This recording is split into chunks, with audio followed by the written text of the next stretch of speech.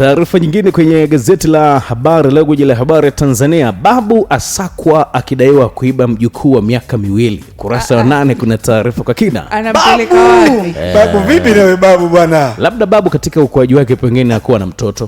Kupata mjukuu labda. Kwa hiyo hakuwa na mjukuu. Sasa anampataje mjukuu? Aisiwe tu anaenda kumfanyia vitu vya ajabu. Inawezekana babu alikuwa ananyimwa haki ya mjukuu.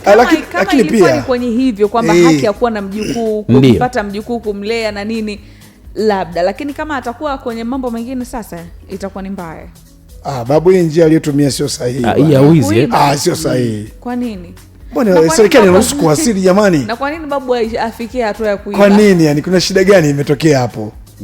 Babu hapa mengi yanakuja hapo. Utakuta babu alilea sana ujauzito wa mama. Sasa kama babu wapo wa babu hao. Wakina baba na bibi wanalea sana ujauzito wa binti yao. Lea mwanzo mwisho. Alafu binti akishajifungua unaona anakimbilia kwa mwanaume. Babu hakubaliki hicho kitu. Sasa ndo aibe. Babu.